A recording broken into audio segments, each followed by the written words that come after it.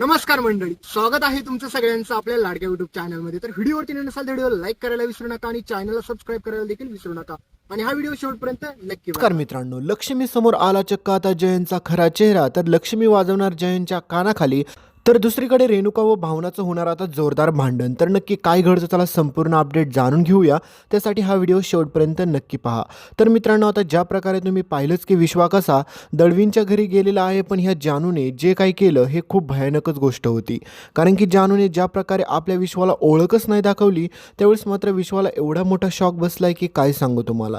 पण आता हे सगळं गेल्याच्या नंतर मात्र लक्ष्मीला अजून पण एक डाऊट असतो की नेमकं जानूच्या आयुष्यात काय काय घडलं हे सगळं सत्य तिला कळायलाच पाहिजे. त्यासाठी ती विश्वाला सगळं काही प्रश्न विचारत असते आणि विश्वा सगळी काही उत्तरं सांगत असतो. पण आता असंच होत असताना मात्र लक्ष्मीच्या लक्षात एक गोष्ट अशी येते की जानू ज्यावेळेस मात्र इथे आली त्यावेळेस मात्र ती तुझ्यासोबतच आली. मग तिच्यासोबत काय काय झालं हे सगळं तुला तर माहीत असणारच आहे. त्यावेळेस मात्र विश्वा देखील ठरवतो की सत्य सांगू का नको.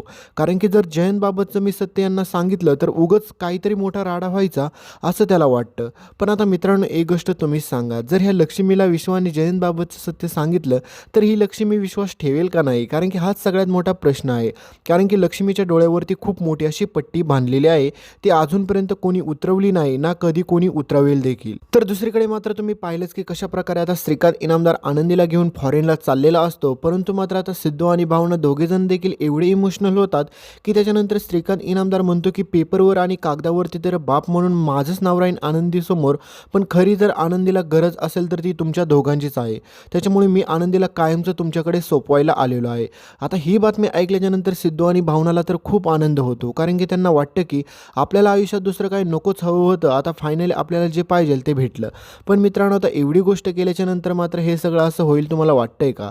कारण की श्रीकांत इनामदार आज ना उद्या कधी ना कधी आनंदीला घेऊनच जाईल, पण ही गोष्ट सिद्धू आणि भावनाला का कळत नाही, खास करून या भावनाला का कळत नाही. दुसरीकडे आता सिद्धू आणि भावना ह्या दोघांमुळे देखील रेणुका काकूमध्ये आणि ह्यांच्यामध्ये वादविवाद सुरू होतात.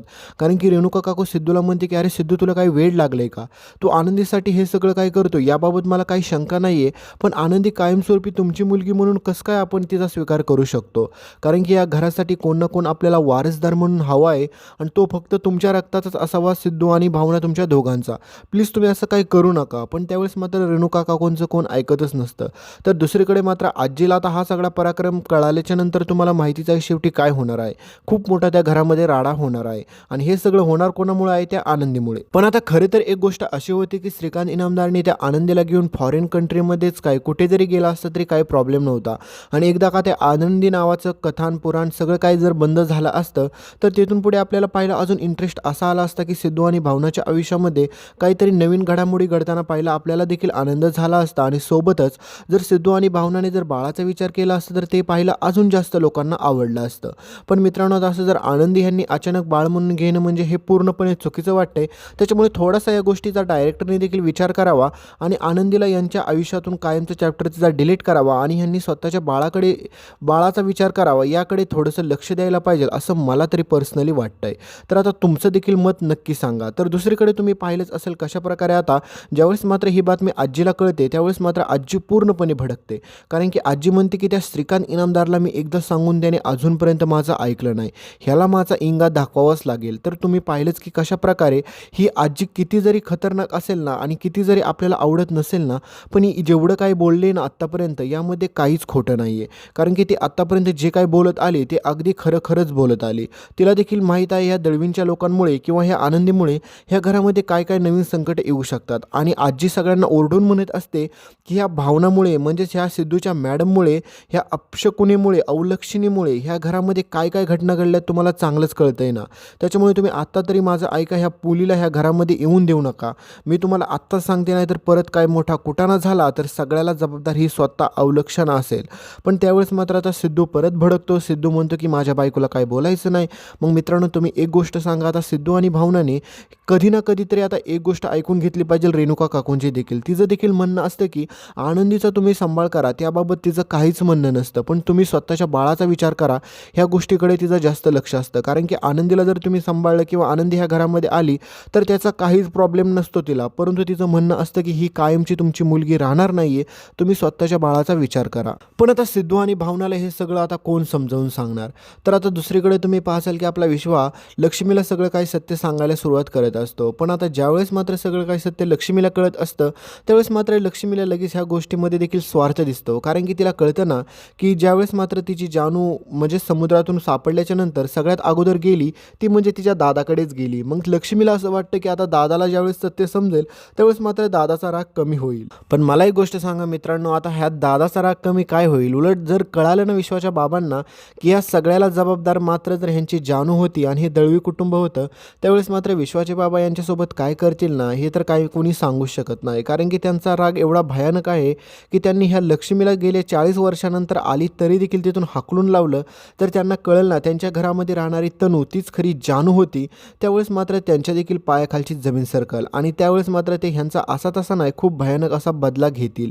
पण आता बिचाऱ्या विश्वाला देखील हे सत्य माहीत नसतं की लक्ष्मीचं आणि त्याचं नातं काय आहे किंवा लक्ष्मीचं आणि त्या घराचं नातं काय आहे याबाबत विश्वाला काहीच खबर नसते. मग ह्या लक्ष्मीने आत्ता तरी विश्वाला सगळं सत्य सांगायला हवं की बाबा तुझं आणि माझं नातं काय आहे, तुझं आणि जानूचं नातं काय आहे, तुझं आणि ह्या घराचं नातं काय आहे. कारण की विश्वाला अजून जवळचं आपलं वाटेल. पण मात्र आता हे सगळं होत नसतं कारण की ह्या लक्ष्मीच्या मनामध्ये अजून काय चाललं आहे कोणाला काही कळायला मार्ग नाही. त्याच्यामुळे हिने काही विश्वाला काही सत्य सांगितलं नाही. पण हिला विश्वाकडून सगळं काही जानूबाबतचं सत्य ऐकून घ्यायचं असतं. पण आता एक गोष्टीचं खूप वाईट वाटलं कारण की ही जानू स्वतः विश्वाला ओळख दाखवत नाही, त्याच्यामुळे सगळ्यात मोठा धक्का बसलेला आहे. पण मित्रांनो खरंच या लक्ष्मीच्या मुलींचं तर मला काही कळत नाही आहे. कारण की हिच्या मुलींनी आत्तापर्यंत दुसरीकडे तुम्ही हे देखील पाहाचाल की आता भावना कशा प्रकारे मात्र सिद्धूची साथ सोडून चक्क आता ह्या दळवींच्या घरी राहायला येते, म्हणजेच ते पण मंगळसूत्र काढून. तुम्हाला माहीत असेल की आता कशी ही जानू भावनाला प्रश्न विचारत असते की तुझं लग्न कधी झालं, काय कसं झालं. त्याच्यामुळे आता चक्क ह्या जानूसाठी भावना ते सिद्धूने घातलेलं मंगळसूत्र परत काढायचं ठरवते आणि ते गाडेपाटलांचं घर सोडून चक्क आता दळवींकडे राहायला यायचं ठरवते फक्त आणि फक्त या जानूसाठी. यार ह्या जानूने आत्तापर्यंत तुम्ही पाहिलंच विश्वाचं आयुष्य उद्ध्वस्त केलं, दुसरीकडे त्या जयंतच्या तर आयुष्याची वाटच लावून टाकली. आता सिद्धू आणि भावनाचं थोडं कुठं चांगलं चाललेलं तर आता त्यामध्ये परत ही जानू आली. आता परत जानूला ते घर सोडून इकडं राहायला यावं लागणार आहे. मग आता आजीला तर पूर्ण जास्तीत जास्त राग येणं साहजिकच असतं कारण की आजी म्हणत असते की हिने गाडेपाटलांच्या घरात लग्न केले का त्या दळवींच्याच घरात कायमचं राहायचं होतं, तर मग आमच्या सिद्धूसोबत लग्नच कशाला करायचं. मग आता मित्रांनो मला एक गोष्ट तर कळते, ही आजी कशी पण असू द्या, किती पण वाईट असू द्या, पण ही आजी जे बोलते ना त्यातलं सगळं खरं म्हणजे खरंच होतं आहे. कारण की तिचं अगदी म्हणणं सगळं काही खरंच असतं. ती कुठे देखील खोटं आणि चुकीचं काही बोलतच नाही आहे. मग ह्या भावनाला काय गरज आहे सारखं ते गाडेपाटलांचं घर सोडून ह्या दळवींच्या घरी येणं. कारण की कधीतरी आली जानूला कधी ना कधी सत्य कळणारच आहे ना. मग हिने आत्ता सत्य सांगितल्याने काय बिघडतं, नंतर तिला पुढे जाऊन कळालं खूप त्रास झाला तर मग ह्या सगळ्याला परत त्यांना सामोरं जावं लागेल. पण खरंच या दळवींच्या लोकांचं काहीच कळत नाही कारण की दुसरीकडे सिद्धूच्या आयुष्याची आता परत वाट लागणार आहे, दुसरीकडे आता जयंतच्या आयुष्याची तर वाट लागून गेलेली आहे. आता त्या ठिकाणी तरी देखील मात्र ह्या जयंतची काळजी घेण्यासाठी ही सगळी लोक तिथे देखील जातात. आता मला हेच गोष्ट कळत नाही ह्यांना कधी अक्कल येणार आणि कधी समजणार ह्या सगळ्या गोष्टीला किंवा ह्या घटनेला जबाबदार तो जयंत आहे. दुसरीकडे आता विश्वाच्या आयुष्याला देखील पूर्णपणे मोठं वळण येतं कारण की आता तुम्हाला कळेल पुढे की आता सई कशाप्रकारे विश्वाकडून सगळं काही सत्य ऐकण्यास आतुरतेने वाट पाहत असते. कारण की सईला माहीत असतं की विश्वाने माझा आणि काकूंचा खूप मोठा विश्वासघात केला आहे, त्याच्यामुळे जोपर्यंत विश्वास सत्य सांगत नाही तोपर्यंत विश्वासोबत काहीच बोलण्यात अर्थ नाही आहे.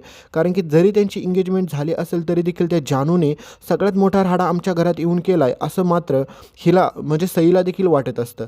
तर विश्वाच्या बाबांना अजूनपर्यंत याबाबतचं काहीच सत्य माहीत नसतं. तर विश्वाचे बाबा चक्क आता मात्र दुसरं तिसरं नाही तर सईला विचारतात आणि म्हणतात की ही घरातील आपली तनुजा कुठे गेली. त्यावेळेस मात्र आता सगळ्यांना मोठा प्रश्न पडलेला असतो की तनुजा गेली कुठे. आता मात्र एक गोष्ट भयानक अशी घडते की आता सत्य सांगणार कोण. जर सत्य सांगितलं तर परत खूप मोठ्या घरामध्ये राडा होण्याची शक्यता असते.